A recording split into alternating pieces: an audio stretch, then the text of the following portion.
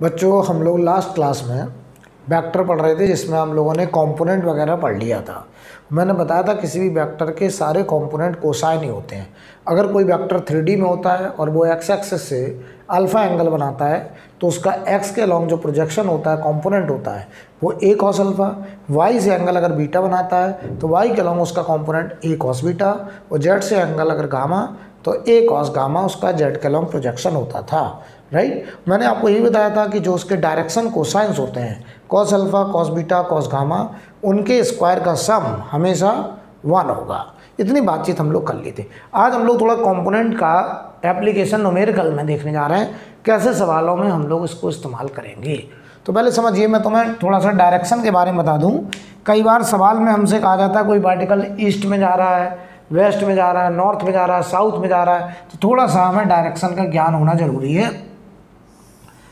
तो बताइए जरा, मैप में बोर्ड पे ऐसे दिख रहा है, सच्चाई क्या है? ये ऐसे है, ये ऐसे है बेटा, ऐसे, ठीक है, ये ऐसे रियल में एक प्लेन में है। अब बोर्ड पे आपको ऐसे दिख रहा है, ये गलत, ये ऐसे है।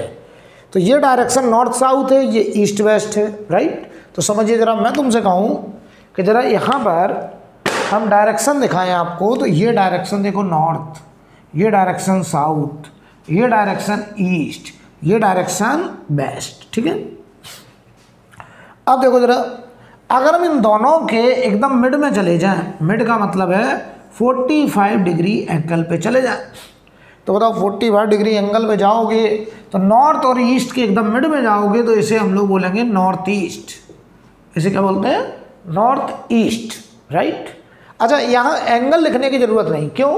क्योंकि अगर 45 में जा रहे हैं तो उसका मतलब है कि मिड में जा रहे हैं, तो हम उसे नॉर्थ ईस्ट कहेंगे। राइट, लेकिन अगर हम बताओ इधर जाएं ऐसे, और ये एंगल मान लो 20 डिग्री है, तो देखना हम इस डायरेक्शन को अब हमें एंगल के साथ डिफाइन करना पड़ेगा। हम लिखेंगे 20 डिग्री किधर की तरफ गए? नॉर्थ। कहाँ से गए? वेस्ट। तो ये 20 डिग्री नॉर्थ ऑफ वेस्ट है, या इसी का नाम होगा, ये बताओ 70 degree, 70 degree west of north. इसको हम ऐसे भी लिख सकते हैं, 70 डिग्री वेस्ट ऑफ नॉर्थ। अच्छा बताओ, मैं तुमसे कहूँ इस डायरेक्शन को डिफाइन करिए, ये एंगल 30 डिग्री है मान लो, तो पता है इसको हम लोग क्या लिखेंगे? इसे लिखेंगे हम 30 डिग्री साउथ गए हैं of east, 30 degree south of east, या इसी को बोल दो ये 60 डिग्री हो जाएगा। तो आप चाहें तो इसी को नाम 60 डिग्री ईस्ट ऑफ साउथ ऐसे भी कर सकते हैं। क्लियर? और अगर हम बताओ यहाँ 45 पे चले जाएं, एग्जैक्ट 45 पे चले जाएं, तो एंगल लिखने की जरूरत नहीं, साउथ वेस्ट, सीधा इतना बोलना काफ़ी है। राइट, तो मुझे लगता है मेरी बात को समझ गए। ये देखो 30 डिग्री साउथ में गए, कहाँ से? ईस्ट से, तो इसका नाम है 30 degree south of east. Clear? चलिए, अगर आप इतनी बात समझ गए तो एक सवाल लिखिए। ए पार्टिकल, क्वेश्चन लिखिए, a particle moves 30 metre north, a particle moves 30 metre 30 metre north, then 20 meter east, 30 meter north, then 20 meter east, and finally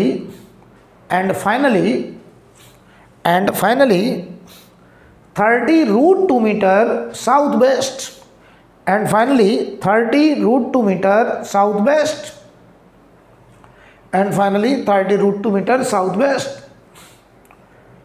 find पहला पार्ट लिखें, फाइंड पहला part displacement of particle, find displacement of particle, displacement vector है, find displacement of particle. दूसरा part लिखें, if total time taken by the particle, if total time taken by the particle is 10 second, if total time taken by the particle is 10 second, then find average velocity,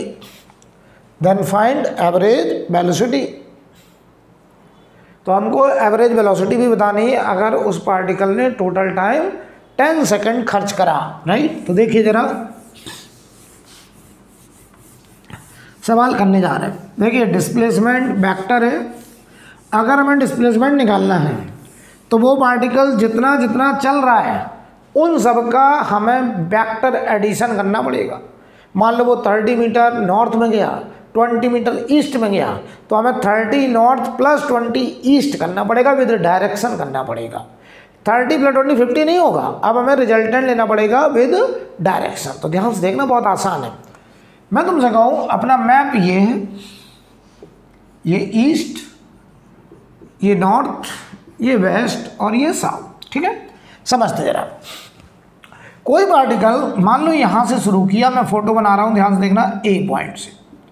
पहले बताइए वो 30 metre north में गया, तो बताओ 30 metre north में ऐसे चला गया, यहाँ पहुँच गया मान लो बी पॉइंट पर। ये 30 मीटर है, देखो नॉर्थ में गया 30 मीटर।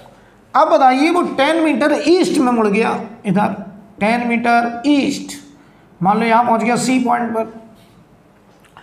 इसके बाद 20 मीटर, सवाल पढ़ लो, 20 मीटर ईस्ट। इसके बाद बताइए 30√2 metre south west. South west बेटा ये है, यहाँ से 45 पर। तो देखना ध्यान से, यहाँ से 45 पर ऐसे ऐसे, ये 45 और ये डायरेक्शन है हमारी 30√2 मीटर साउथ वेस्ट, और यहाँ पे आ गया हमारा पार्टिकल डी पॉइंट। तो ये देखो इनिशियल और ये हमारा फाइनल। तो जो डिस्प्लेसमेंट होता है वो इनिशियल से फाइनल ऐसे ज्वाइन कर दो, ये वेक्टर, ये हमारा है डिस्प्लेसमेंट वेक्टर, ये हमारा डिस्प्लेसमेंट वेक्टर। तो जो डिस्प्लेसमेंट वेक्टर होगा मतलब वो ए डी वेक्टर होगा, ए डी वेक्टर, ए से डी की तरफ। ये हमको ये निकालना डिस्प्लेसमेंट वेक्टर। तो आप कह रहे हैं सर बहुत आसान बात करी आपने, देखिए ध्यान से। आप कह रहे हैं अगर आपको डिस्प्लेसमेंट वेक्टर चाहिए, डिस्प्लेसमेंट वेक्टर, तो आप कह रहे हैं 30 मीटर नॉर्थ, तो 30 मीटर नॉर्थ का मतलब जे कैप, ऐसे दिखा दे रहे हैं। इसे हम लिख दे रहे हैं प्लस आई, इसे दिखा रहे हैं माइनस आई, इसे दिखा रहे हैं प्लस जे, इसे दिखा रहे हैं माइनस जे। क्लियर है? अब देखो 30 जे कैप, अब बताओ 20 ईस्ट, तो 20 आई कैप, 20 आई कैप। ध्यान से देखना, ये लिखा है 30 नॉर्थ, ये लिखा है 20 मीटर ईस्ट, ये 30 मीटर नॉर्थ। अब देखना प्लस, अब 30√2 साउथ वेस्ट, तो देखो इधर साउथ वेस्ट ये डायरेक्शन, ये 30√2 मीटर। तो बताओ इसका इधर और इधर कंपोनेंट आएगा, ये 45 है। तो बताओ इधर कंपोनेंट 30√2 का cos 45, तो बताओ 30√2 का cos 45, cos 45 1/√2, तो 30 ये बेस्ट में है, और इधर 30√2 का बताओ sin 45 या cos 45, बोलो यार ये भी तो 45 ही होगा। आप तो कहो सर कंपोनेंट कोसाइन होते हैं, तो 30√2 का cos 45 ये भी आ जाएगा। या फिर साइन बोल दो, 2D में है तो एक cos तो दूसरा साइन, लेकिन 3D में ऐसा नहीं होता है।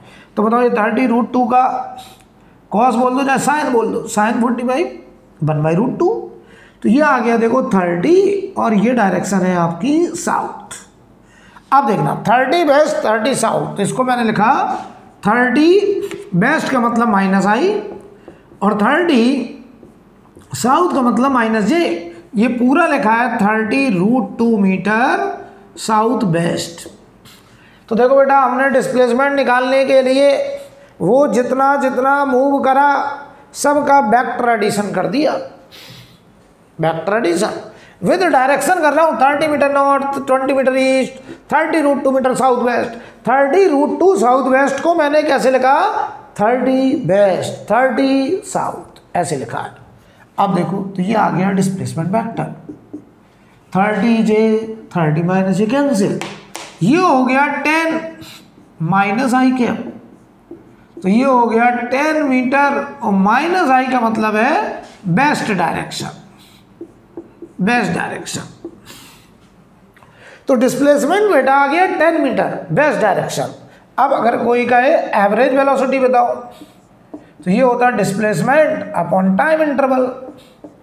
तो बताओ टाइम कितना दिया, 10 सेकेंड, तो ये देखो 10 metre west direction upon 10 second, तो आंसर आ गया average velocity 1 metre per second और डायरेक्शन है वेस्ट। ये हमारा आंसर, ये हमारा आंसर, सिंपल। तो हमने देखो कंपोनेंट करके रिजल्टेंट निकाल लिया, राइट। मैं तुमसे कहूँ यहीं पे डिस्टेंस पूछ देते, डिस्टेंस पार्टिकल की टोटल डिस्टेंस पूछ देते, तो बताओ डिस्टेंस कैसी क्वांटिटी। आप कह रहे हैं सर स्केलर, तो स्केलर में मैग्नीट्यूड होगा, तो मान लो वो 30 मीटर चला, नॉर्थ जाए ईस्ट जाए नहीं मतलब, डिस्टेंस के लिए मतलब है कितना चला, 30 फिर 20 प्लस 20 फिर 30√2 प्लस 30√2। हम वहाँ डायरेक्शन की बात नहीं करेंगे, वो कहीं भी चले, बस ये बताओ कि कितना मीटर चला। तो बताओ 30 चला, फिर 20 मीटर चला और फिर 30√2 मीटर चला। ये देखिए हमने अलजेब्रिक एडिशन किया, डिस्टेंस निकालने के लिए हमने सबका अलजेब्रिक एडिशन किया, न्यूमेरिकल वैल्यू का एडिशन किया। तो ये देखो ज़रा 50 प्लस 30√2, तो ये देखिए 50 प्लस √2 को 1.4 बोल रहे हैं, तो ये 42, तो ये लगभग 92 मीटर। देख लो बेटा, √2 को 1.4 लिख रहा हूँ, तो ये 10 से मल्टीप्लाई 14 × 3 42। अब आओ जरा, अगर मैं कह दूँ एवरेज स्पीड बताइए, एवरेज स्पीड, तो आप लिखेंगे distance upon time, distance upon time. तो एवरेज स्पीड जो आएगा, बताओ डिस्टेंस कितनी हुई 92 मीटर और टाइम दिया 10 सेकेंड, तो ये आंसर लगभग 9.2 मीटर पर सेकेंड, ये आंसर आ रहा है। I think clear.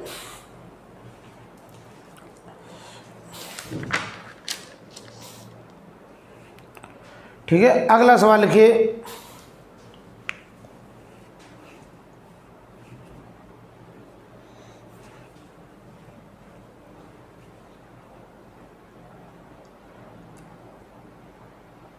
अगला सवाल देखिए, इसे रब कर दें।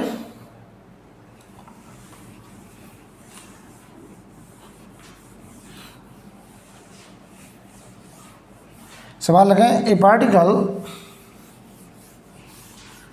Particle moves with 10 metre per second, a particle moves with 10 metre per second eastward and finally with 10 meter per second northward, and finally 10 meter per second northward, and finally 10 meter per second northward. Total time taken by the particle is 5 seconds. Is 5 seconds. Then find average acceleration of particle. Right? सवाल पढ़ लो बेटा पहले से। Average acceleration पूछा, देखो हमसे कह रहे हैं कोई पार्टिकल पहले ईस्ट में जा रहा, तो पहले हम ईस्ट वेस्ट समझ लें यार अच्छे से। ये हमारा ईस्ट, ये हमारा नॉर्थ, ये साउथ और ये वेस्ट। कह रहे हैं कोई पार्टिकल पहले ईस्ट में जा रहा है, ये इनिशियल फोटो है। इनिशियल का मतलब है t बराबर 0 का, और ये 10 मीटर पर सेकेंड से ईस्ट में जा रहा है, और फिर ये नॉर्थ में जाने लगा ऐसे 10 मीटर पर सेकेंड से नॉर्थ में फाइनल, और ये फाइनल फोटोग्राफ है t बराबर 5 सेकेंड, 5 सेकेंड के बाद। तो हमें बताओ इनिशियली पता है कि वो पार्टिकल ईस्ट डायरेक्शन में 10 मीटर पर सेकंड से जा रहा है, और फिर फाइनली 10 मीटर पर सेकंड से वो बताइए नॉर्थ में जा रहा है। हमसे कह रहे हैं फाइंड एवरेज एक्सेलरेशन। तो सुनो ध्यान से, एवरेज एक्सेलरेशन क्या होता है? एवरेज एक्सेलरेशन ऐसे लिखते हैं इसको हम लोग, ऐसे, और ये होता है delta V vector upon delta T time. तो एवरेज एक्सेलरेशन होता है change in velocity V final minus V initial upon T final minus T initial. ध्यान से देखिएगा, तो एवरेज एक्सेलरेशन बराबर, तो वी फाइनल बताओ 10 मीटर पर सेकेंड नॉर्थ, तो ये देखना 10 नॉर्थ। आपको पता है, आप चाहें तो इसे देखो आई कैप, इसे माइनस आई कैप, इसे जे कैप, इसे माइनस जे कैप, ऐसे लिख दो, या फिर आप अपना एक साइन कन्वेंशन मान सकते हैं। देखो कैसे, ये आई कैप की जगह ईस्ट को आप ई कैप बोल दो, वेस्ट को डब्ल्यू कैप बोल दो, आपकी चॉइस, आपकी चॉइस। नॉर्थ को एन कैप बोल दो, साउथ को एस कैप बोल दो, यूनिट वेक्टर। तो देखो मैं इसको अब आई जे ना लिख करके ईस्ट वेस्ट में लिखूँ, तो बताओ ये V final north 10 metre per second north N cap minus initial 10 metre per second east E cap, total time 5 second. तो ये बताओ आ रहा है हमारा 2 N cap minus E cap. देख लो भाई, तो अगर हम इसकी डायरेक्शन लिखें, मैग्नीट्यूड लिखें, मैग्नीट्यूड देखिए, अच्छा मैं इसको आई जे के फॉर्म में भी लिख दे रहा हूँ एक बार, ताकि आपको कन्फ्यूजन ना हो। ये वास्तव में जे कैप है, ये आई कैप है, तो ये देखो लिखा है जे कैप माइनस आई कैप। देख लो यार, ये जे कैप है, ये आई कैप है, ठीक है। तो देखो इसका मैग्नीट्यूड होगा 2 और इसका मैग्नीट्यूड रूट के अंदर 1 स्क्वायर प्लस 1 स्क्वायर, तो आंसर होगा 2√2 मीटर पर सेकेंड स्क्वायर। मैं डायरेक्शन की बात करूं तो देखो ध्यान से, ये माइनस ई इधर आएगा यानी बेस्ट, यानी माइनस आई ये बेस्ट, प्लस जे ये नॉर्थ, तो इनका रिजल्ट इधर आएगा, और ये डायरेक्शन होगी नॉर्थ वेस्ट, तो ये आंसर होगा नॉर्थ वेस्ट। ये हमारा बेटा आंसर। अच्छा ये एंगल 45 भी होगा, ये क्लियर है, क्यों? क्योंकि जितना ये 1 है ये भी 1 है, तो 45 आएगा। tan थीटा लगा दो, परपेंडिकुलर अपॉन बेस। इतना बेसिक आइडिया अब आपको आ चुका है। मैं मान रहा हूं आप मेरी बात को पूरे तरीके से समझ गए हैं। अगला सवाल लिखिए, अगला क्वेश्चन लिखिए, रब कर दिया जाए।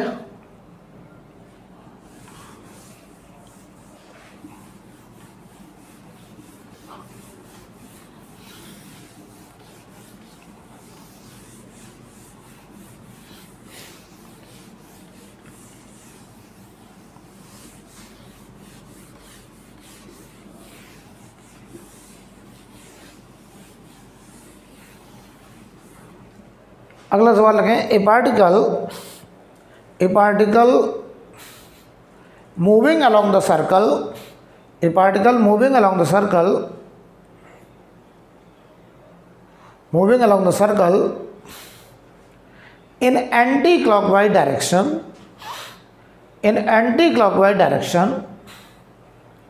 of radius r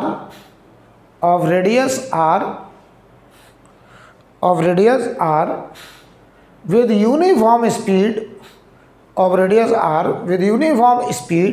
v meter per second, right? Full stop वाला लिखें। at t equal to 0 particle is moving along the east direction. At t equal to 0 particle is moving along the east direction. Find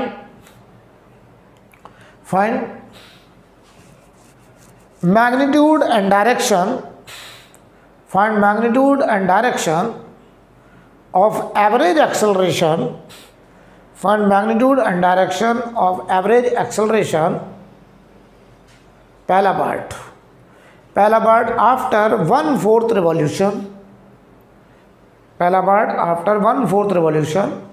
दूसरा part after half revolution, after half revolution, ठीक है।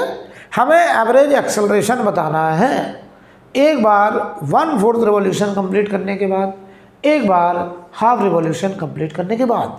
तो direction का ज्ञान तो हमको हो चुका है, ये ईस्ट, ये वेस्ट, ये नॉर्थ, ये साउथ, इसे आई कैप, इसे माइनस आई कैप, इसे प्लस जे कैप और ये माइनस जे कैप। वास्तव में डायरेक्शन ऐसे थी, ऐसे प्लेन में थी, ठीक है।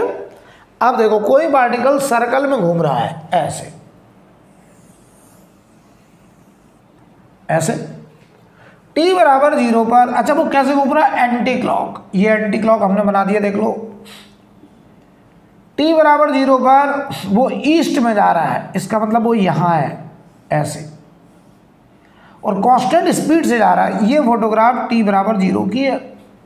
यहाँ क्यों नहीं? अगर यहाँ होगा तो वेस्ट में जा रहा होगा।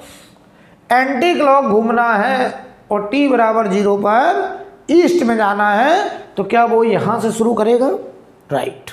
अब देखना ये फोटो t बराबर 0 की, इसकी रेडियस r है, तो 1/4 रिवॉल्यूशन के बाद ये यहाँ पहुँचेगा और इसकी वेलोसिटी ऐसे हो जाएगी भाई, नॉर्थ में, नॉर्थ में, ये ईस्ट में है और यहाँ हो गया नॉर्थ में, ठीक है। अच्छा बताओ इसका अगर हम आपसे कहें टाइम बताओ, तो ये टाइम होगा टाइम पीरियड का 1/4। अच्छा टाइम पीरियड कितना होगा? तो पूरा एक चक्कर लगाने का टाइम, तो 2πr अपॉन स्पीड। एक चक्कर लगाने का टाइम कैसे आएगा? पूरा distance 2πr upon v speed, तो 2πr/v। अब हम यहाँ से यहाँ तक हमें एवरेज एक्सेलरेशन निकालना है।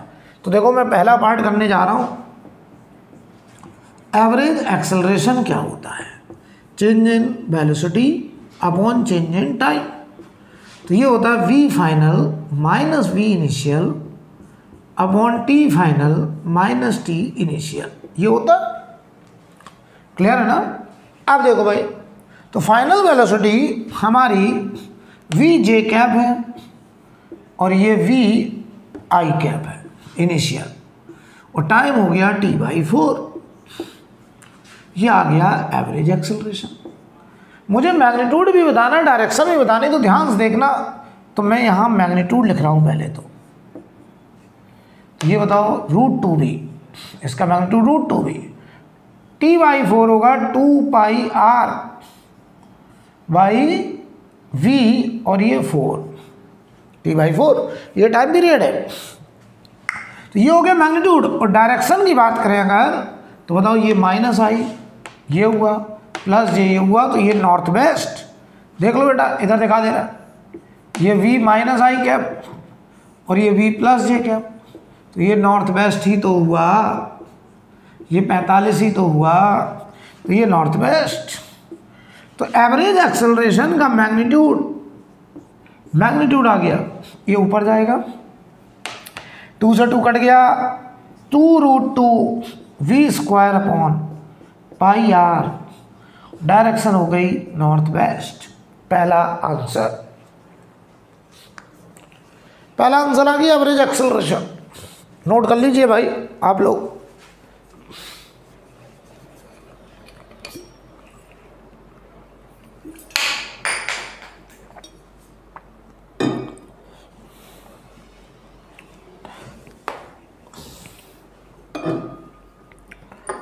देखिए भाई, नोट कर लीजिए।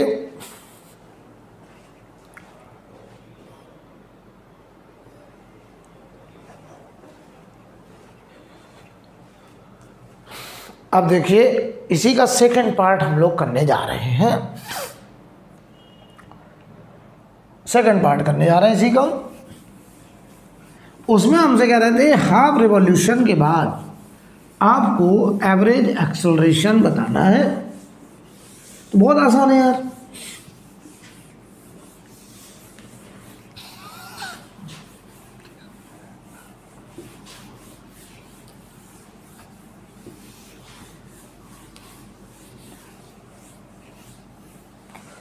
ध्यान से देखिए, मान लो हम आपसे कहें जो इसका सेकंड पार्ट है, कोई पार्टिकल एंटी क्लॉकवाइज ऐसे सर्कल में घूम रहा है, t बराबर 0 पर वो ईस्ट में जा रहा है,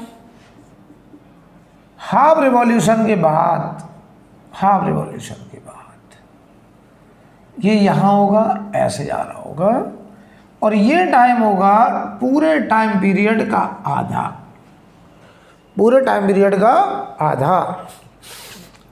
ये हमारा टाइम होगा। हमें निकालना है एवरेज एक्सेलरेशन। तो कितना आसान हो गया बेटा, average acceleration.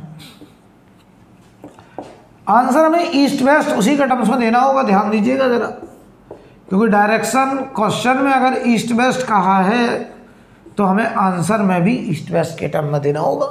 Average acceleration, final velocity minus initial velocity upon final time minus initial time. तो final velocity v minus I cap, initial v plus I cap, time t/2 final, initial 0। तो average acceleration minus v I cap, बल्कि ये हो गया minus 2v आई cap, देख लो भाई, minus 2v आई cap upon t/2।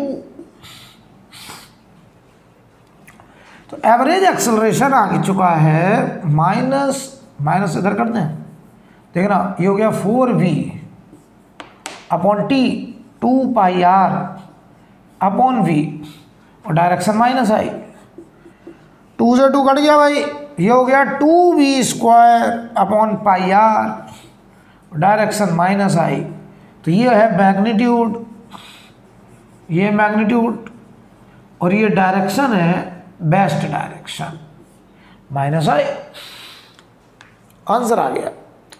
तो सेकंड केस का आंसर है मैग्नीट्यूड होगा एवरेज एक्सेलरेशन का 2v² πr, और डायरेक्शन होगा बेस्ट। नोट करिए इसको आप।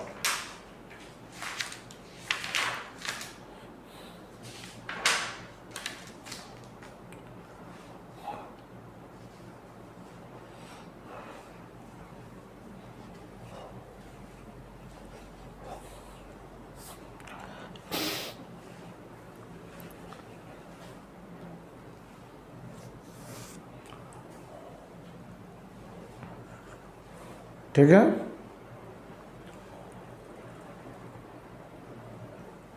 चलिए हेड डालिए पोजीशन वेक्टर, हेड डालेंगे पोजीशन वेक्टर, और इसके बारे में एक लाइन लिख लीजिए जरा। पहले पोजीशन वेक्टर के बारे में एक लाइन लिखें। ए वेक्टर, इसे रब कर दिया जाए, which specify, a vector which specify the position of a particle, a vector which specify the position of a particle with respect to fixed origin, is called position vector, मैं फिर से repeat कर रहा हूं, a vector which specify the position of a particle with respect to fixed origin is called position vector of the particle, right? तो ध्यान से देखिए, समझिए जरा, मतलब मैं तुमसे कहूँ, कह रहे हैं पोजीशन वेक्टर एक ऐसा वेक्टर है जो किसी पार्टिकल की पोजीशन को स्पेसिफाई करता है with respect to fixed origin के रिस्पेक्ट में। तो ध्यान दें, मैं तुमसे कहूँ कि मान लो ये हमारा एक्स एक्सिस है, ये वाई एक्सिस है। अभी हम लोग चलो 2D में किसी पार्टिकल को कंसीडर करें, तो बताओ बेटा, ये हमारा ऑरिजिन हो गया, ये हमारा ऑरिजिन हो गया। मैं तुमसे कहूँ कि कोई पॉइंट ए यहाँ है पार्टिकल, और इसका कोऑर्डिनेट है x1, y1, इसका कोऑर्डिनेट। हमसे कहा जाए इस ए पॉइंट का पोजीशन वेक्टर बताइए, तो हमें ये position vector with respect to fixed origin बताना है। तो हम क्या करेंगे, ए पॉइंट को ऑरिजिन से ज्वाइन कर देंगे, इस वेक्टर को हम लोग बोलेंगे position vector of point A.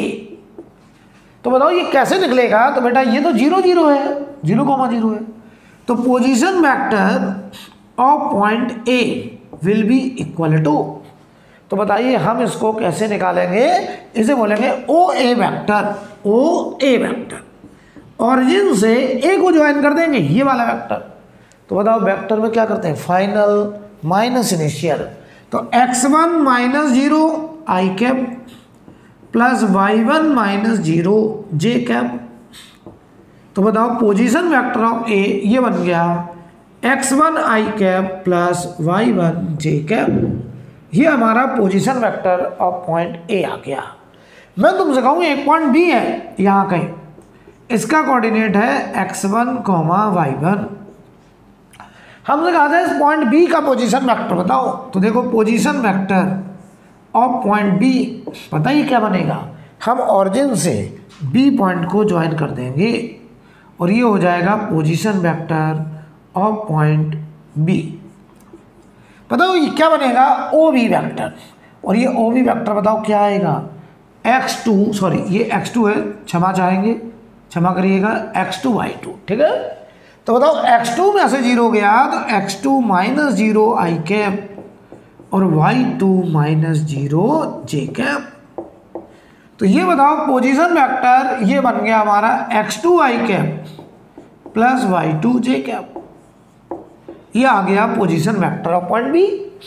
Clear. अब देखिए, अब अगर हमसे कहा जाए ए बी वेक्टर निकालो, ये ए बी वेक्टर, ये ए बी वेक्टर निकालो। तो अगर हमें ए बी वेक्टर निकालना तो ध्यान से देखिए, ए बी वेक्टर तो ए से बी गए हैं, फाइनल पॉइंट कौन है, बी। तो position vector of final point B minus position vector of initial point A. तो बी जो फाइनल पॉइंट है उसके पोजीशन वेक्टर में से हम ए का पोजीशन वेक्टर माइनस कर देंगे। तो बताओ ये क्या आएगा, ये आएगा x2 I cap y2 J cap minus x1 I cap plus y1 J cap. ये आ गया बेटा देखो ए बी वेक्टर। तो यहाँ से जो ए बी वेक्टर निकलेगा वो हो जाएगा x2 minus x1 I cap और plus y2 minus y1 J cap. ये हो जाएगा हमारा ए बी वेक्टर, राइट। ये ए बी वेक्टर हो जाएगा, ठीक है। कोई प्रॉब्लम, यानी किसी भी पॉइंट का पोजीशन वेक्टर हमेशा डिफाइन करा जाता है with respect to fixed origin, कि ऑरिजिन के रिस्पेक्ट में, यानी ऑरिजिन से हम उस पॉइंट को ज्वाइन कर दें तो जो वेक्टर आएगा वो उस पॉइंट का पोजीशन वेक्टर हो जाएगा, राइट। चलिए मैं अगला इसका कैसे यूज करते हैं सवाल वगैरह में देख ले रहे हैं एक सवाल, ठीक है।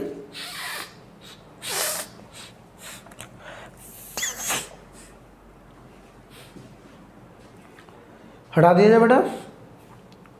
अब देखिए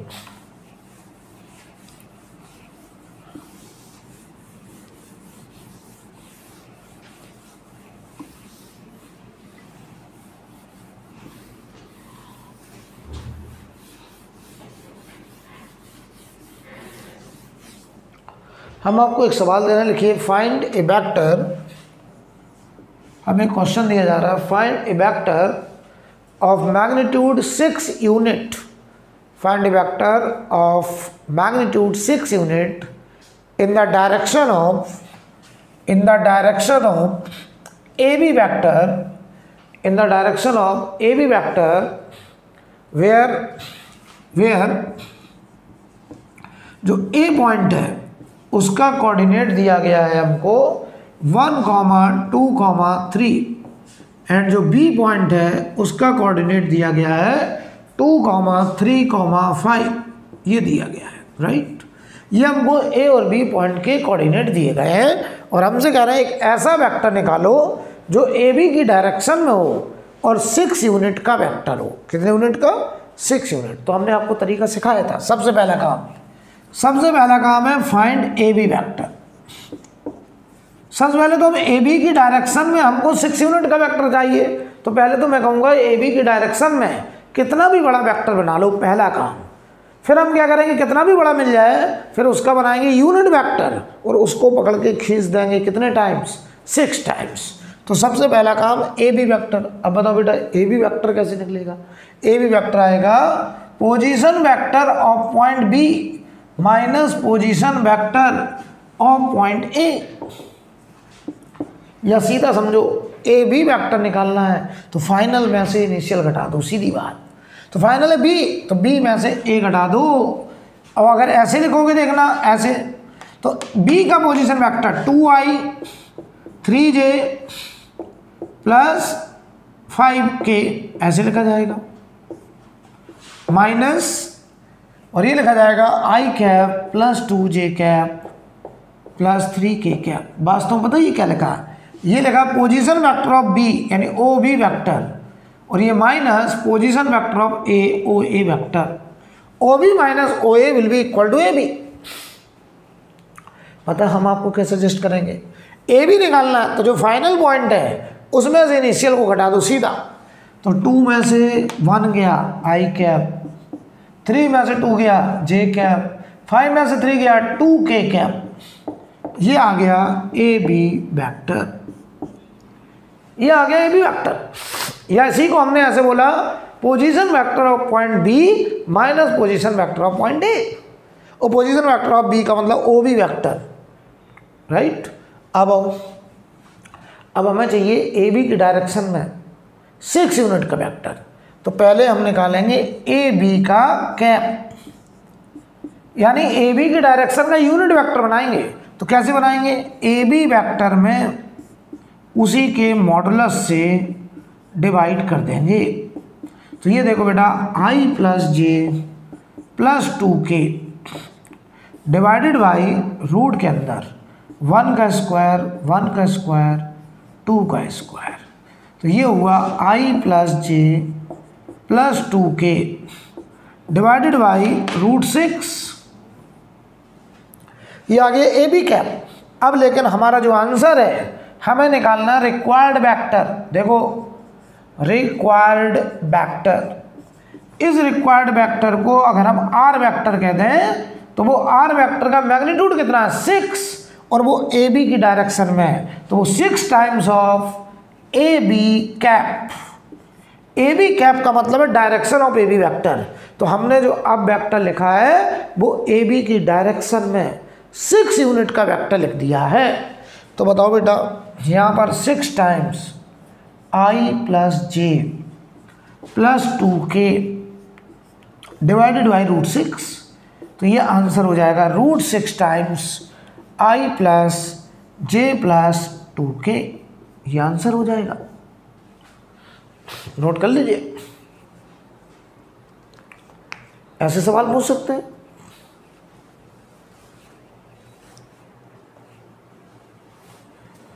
ठीक है,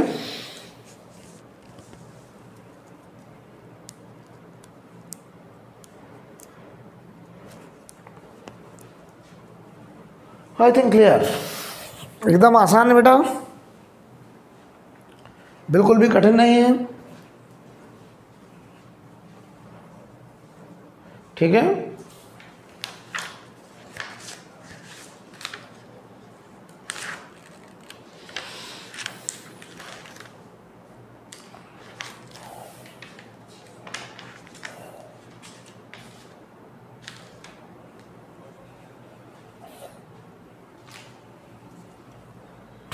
मान लो हम तुमसे ऐसे बोले हैं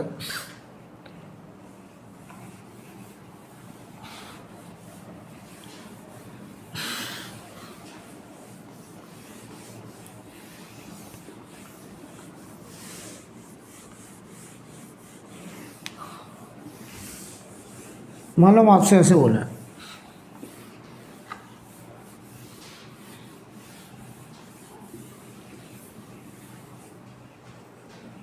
कि एक सवाल लिखिए, एक क्वेश्चन लिखिए,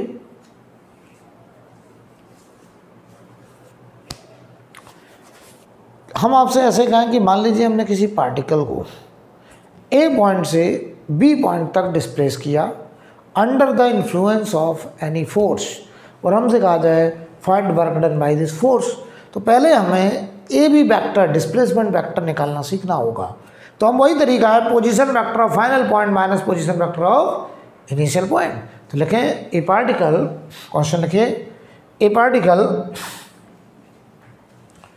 particle is displaced from point A और ए पॉइंट का जो कोऑर्डिनेट है, ए पॉइंट का जो कोऑर्डिनेट है वो मान लो 2, 3, -1 from point A to point B और बी पॉइंट का कोऑर्डिनेट हम लिख दें अगर -1, -6 और ये हम दे दें 5। ए particle displace from point A to point be under the influence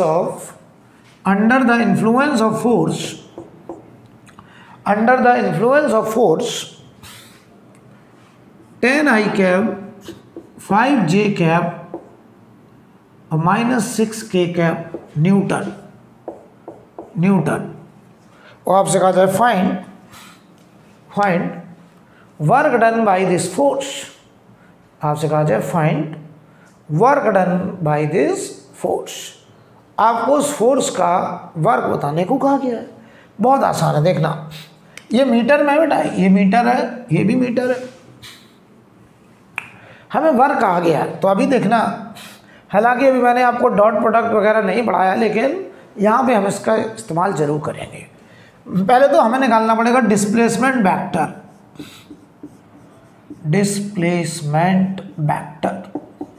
पहले तो डिस्प्लेसमेंट कहाँ से कहाँ हुआ, ए से बी, तो जो डिस्प्लेसमेंट वेक्टर होगा वो हो जाएगा A B vector is the displacement vector. तो आप कहोगे position vector of point B minus position vector of point A, ऐसे बोलोगे, या सीधा बोल दो कि इसे हम लिख लेना चाह रहे हैं O B vector minus O A vector. क्यों? या मैं तो पता क्या करता हूँ, मैं तो इतना भी नहीं लिखता हूँ, ये तो तुमको पढ़ा रहा हूँ तो ऐसे लिख रहा हूँ। मान लो मुझे ए बी वेक्टर चाहिए, तो सीधा ए से बी गए तो फाइनल माइनस इनिशियल करो, हमेशा फाइनल माइनस इनिशियल। तो ए बी लिखना है तो बी में से ए घटा दो, तो -1 में से 2 गया आई कैप, -6 में से 3 गया जे कैप, और 5 में से -1 गया के कैप। तो देखो बेटा ये क्या बन गया, -3i -9j और +6k। देख लो भाई, ये आ गया डिस्प्लेसमेंट वेक्टर और ये मीटर में आ गया, कैसा मीटर। कोई प्रॉब्लम? अब मैं तुमसे कहूँ यहाँ पर कि बताइए ज़रा वर्क डन। तो वर्क डन पता क्या होता? वर्क, अगर कोई force, if force vector is constant, ये कांस्टेंट है, देन आगे पढ़ाऊंगा लेकिन अभी इतना एप्लीकेशन समझ सकते। Then work done by force आप लिख सकते हैं F डॉट डी। हालांकि हमने अभी आपको डॉट प्रोडक्ट नहीं पढ़ाया है, तो चाहो तो हम यहीं छोड़ दें कि ऐसे हमें करना है, लेकिन अब आंसर ला ही दे रहे हैं, अगली क्लास में डॉट प्रोडक्ट आ जाएगा। तो अगर हमें वर्क निकालना है तो F डॉट डी, F की वैल्यू थी 10i cap +5j cap -6k cap, dot product. और डिस्प्लेसमेंट वेक्टर था -3i -9j और ये था +6k। अब यहाँ पे ऐसे छोड़ सकते हैं, या फिर अभी हमने आपको डॉट प्रोडक्ट नहीं पढ़ाया है, लेकिन आप इतना दिमाग में रखिए कि डॉट प्रोडक्ट में i का i से मल्टीप्लाई करेंगे, j का j से मल्टीप्लाई। क्यों ऐसा बोल रहे हैं, अगली क्लास में अभी आएगा, लेकिन अभी इसको आंसर तक पहुँचाना तो लिख दे रहे हैं। और k का k से मल्टीप्लाई करेंगे, तो बताओ i का i से मल्टीप्लाई करो तो 10 × -3 -30, 5 × -9 -45 और -6 × 6 -36। देख लो भाई, तो ये बताओ हमारा कितना आ रहा है, 6 5 11, तो 11 का 1 और 4 4 8 और 3 11 माइनस का 111 जूल, ये आ रहा है, देख लो भाई, सही है। तो ये हमारा आ रहा वर्क डन। तो ऐसे हम लोग पोजीशन वेक्टर का इस्तेमाल करेंगे। अब ऐड डालिए resultant of two vectors, head डाले रिजल्टेंट ऑफ टू वेक्टर, या ऐड डाल लें addition of two vectors, addition of two vectors, right. तो अब यहाँ से हम लोग अगली क्लास में फिर बातचीत करेंगे। आज हम यहीं पे रोकेंगे, नया टॉपिक अगली क्लास में स्टार्ट करेंगे।